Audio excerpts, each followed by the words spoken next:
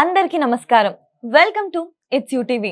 ప్రస్తుతం మనతో పాటు ఉన్నారు ప్రముఖ ఆధ్యాత్మికవేత్త, జ్యోతిష్య పండితులు, భారతీ శంకరపీఠం వ్యవస్థాపకులు, బ్రహ్మశ్రీ అన్నవరపు తిరుపతి మూర్తి అవధాని గారు. గురుగారితో మాట్లాడి మరెన్నో విషయాలు తెలుసుకునే ప్రయత్నం చేసేద్దాం. అంతకంటే ముందు ఇటువంటి ఆధ్యాత్మిక పరమైన వీడియోస్ కోసం ఇప్పుడే మన ఛానల్ ని సబ్స్క్రైబ్ చేసుకోండి. నమస్కారం గురుగారు. పరమేశ్వరార్పణం. గురుగారు, వృషభ రాశి వారు అసలు సాధారణంగానే ఏ రంగంలోకి ప్రవేశిస్తే బాగుంటుంది? వ్యాపారం లేదా ఉద్యోగంలో? కృత్తిక త్రయపాదం రోహిణి మృగశిరార్థం వృషభం అంటారు. వృషభ రాశి వారు స్వతహాగా కూడా మేము చాలా బలవంతులం, మొండి వాళ్ళం అనేటువంటి ఒక తత్వంలో ఉంటారు.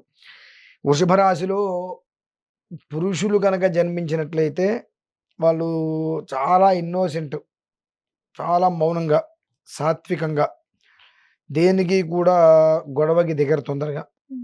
అలానా కానిచ్చేద్దాం, చూద్దాం చూద్దాం అనేటువంటి విషయంలో కాలాన్ని వెల్లదీస్తారు మినహాయిస్తే ఒక నిర్ణయం కూడా వాళ్ళు తొందరగా తీసుకోలేరు.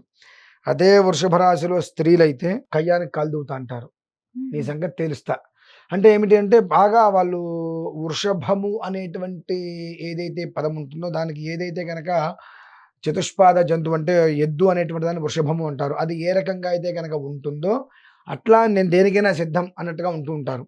మంచిదే, తప్పులేదు. కానీ కొన్ని కొన్ని విషయాల్లో తీసుకునేటువంటిది తొందరపాటు నిర్ణయాలు తలకిందులుగా మనిషిని పడవేస్తాయి. వీళ్ళకి బట్టల వ్యాపారం అంతగా ఉపయోగపడదు. బట్టల వ్యాపారం అంతగా ఉపయోగపడదు. 10 సంవత్సరాలు కష్టపడ్డా ఇంకా అందులో ఏదో ఒక స్పీడ్ బ్రేకర్ లాగానే వెళ్తుంది మినహాయిస్తే సజావుగా వెళ్ళేటువంటి అవకాశాలు తక్కువ. స్వతహాగా కూడా వృషభ రాశిలో ఉండేటువంటి వాళ్ళు వస్త్ర వ్యాపారం మీద ఎక్కువగా దృష్టి పెడుతూ ఉంటారు. మరి వాళ్ళకి ఎవరైనా చెవిలో ఊతారో ఏమైనా చేస్తారో తెలియదు, కష్టసాధ్యం. 10 సంవత్సరాలు ఎన్ని సంవత్సరాలు గడిచినప్పటికీ కూడా ఏదో ఒక రకంగా స్పీడ్ బ్రేకర్లు వస్తుంది మినహాయిస్తే సజావుగా నడిచేటువంటి అవకాశం అందులో కష్టం. అలాగే వీళ్ళు తొందరగా ఒకళ్ళ చేతి కింద పని చేయడానికి ఇష్టపడరు. 2 స్త్రీలు మాత్రం ఇందులో ఉద్యోగం చేసేటప్పుడు కఠినమైనటువంటి ఉద్యోగాలు అయినప్పటికీ కూడా నేను చేస్తా, అయితే ఏంటి అంటే ఇప్పుడు నలుగురు మగవాళ్ళ మధ్యలోకి వెళ్లాల్సి వస్తుంది, మైకు పట్టుకొని రకరకాలుగా చేస్తా, అయితే ఏంటి, ఆ ధైర్యాన్ని వీళ్ళు బాగా చూపించగలుగుతారు. ఒక్కొక్కసారి అదే ధైర్యం వీళ్ళకి ప్లస్ ఇస్తుంది, మైనస్ కూడా ఇస్తూ ఉంటుంది. ఎందువల్లనంటే వృషభం అనేటువంటి దానికి ఎప్పుడు కూడా గుడ్డెద్దు చేలో పడింది అన్నట్టుగా మాట్లాడుతుంటారు మన వాళ్ళు. అలా కొన్ని కొన్ని నిర్ణయాలు అనాలోచితంతో ఆహా ఓకే ఇది చేస్తే బాగుంటుంది అని అన్నారు అనుకోండి, ఎవరైనా సెకండ్ ఒపీనియన్ తీసుకోవడానికి ఇష్టపడరు. వాళ్ళు చెప్పారుగా ఓకే నేను చేసేస్తా అని ముందుకు పరిగెత్తేస్తారు. దానివలన ముందు కాళ్ళు గోడ కొట్టుకోను, కింద దేనికన్నా కొట్టుకొని కింద పడిపోతారు కాళ్ళు కొట్టుకొని. 4 సార్లు పడ్డ 5వసారి ధర్మమీమాంసం అనేటువంటి విధానంలో ఉండే వాళ్ళని నమ్మటం తక్కువ వీళ్ళు. అంటే ఇప్పుడు నాలాంటి వాడు ఉన్నాడు, ఇది చేయొద్దు, ఈ పని వద్దు అన్నారు అనుకో, చేసి తీరుతారు. అదే నాలాంటి వాడు ఇంకొకటి నాలాంటి వాడు ఉన్నాడు, ఈ పని నువ్వు చేయమ్మా, నీకు ఎందుకు అంతా బాగుంటుందన్న, మీరు చేయండి నాకు చేసేస్తారు. సో ఎవరైతే వద్దు అన్నారో వాళ్ళని వీళ్ళు శత్రువులుగా భావిస్తారు. ఎందుకు వద్దు అన్నారు, కారణాలు ఏంటనేటువంటి విషయం ఆలోచించరు. కింద పడ్డా 4 సార్లు కింద పడ్డా అసలు ఆ విషయాన్ని ఇక్కడికి తీసుకురారు. ఏదో ఒక రకంగా అడ్డగోలుగా వెళ్ళిపోయేటువంటి ప్రయత్నాలు చేస్తూ ఇబ్బందులు పడుతూనే ఉంటారు. సాధ్యమైనంత వరకు వీళ్ళకి జీవితం నిలకడగా ఉన్నటువంటి దాఖలాలు అయితే చాలా తక్కువ. వృషభ రాశి వారికి అనుమానం చాలా ఎక్కువ అండి, సంబంధం లేని అనుమానాలు. ఇది మనం అనుమానించచ్చా అనుమానించకూడదా అనేటువంటి ఆలోచనలు కూడా ఉండదు. ఒక నింద వేయటంలో ముందుంటారు. నేను వెయ్యలేదు అనే దాన్ని ఓట్రించి నాకు సంబంధం లేదని చెప్పుకునేటువంటి విషయంలో కూడా ముందే ఉంటారు. ప్రతి దాంట్లో కూడా వీళ్ళు ముందుంటూ నేను అనేటువంటి పదంలో వెళ్ళిపోతారు. ఆ నేను అనేటువంటి పదము వాళ్ళు నెగిటివ్ దృష్టిలోనే ఎక్కువ తీసుకుంటారండి. పాజిటివ్గా తీసుకోవాల్సిన విషయాన్ని నెగిటివ్గా తీసుకుంటారు. నెగిటివ్గా ఆలోచించవలసిన దాన్ని పూర్తి పాజిటివ్గా ఆలోచించి అడుగడుగు కూడా అట్లా కిందకి దిగుతూ ఉంటారు. లోపలికి కిందకి దిగుతూ మనం పైకి రావాలంటే ఎలా వస్తాం, కిందకి ప్లాన్ మొత్తం కిందకి చేసుకుంటూ నేను పైకి వెళ్తానంటే అది అవ్వదు కదా, ఆ స్థితిలో ఉంది. కానీ భగవంతుడి యొక్క అనుగ్రహం వల్ల గౌరీ అమ్మవారిని గౌరీ అమ్మవారు. గౌరీ అమ్మవారిని ఎంత ఆరాధన చేస్తే ఎందువల్లనంటే ఇందులో కృత్తిక త్రయపాదం రోహిణి మృగశిరార్థం వృషభము అంటారు. ఉమ్, ఈ వృషభం అనేటువంటిది శుక్రుడి అధిపతమ్మ.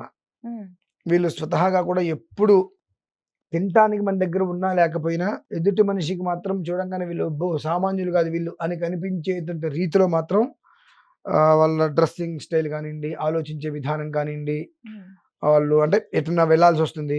మన దగ్గర డబ్బులు లేకపోతే ఇంట్లోనే కూర్చుందాం కానీ బస్ ఎక్కి వెళ్ళొద్దు.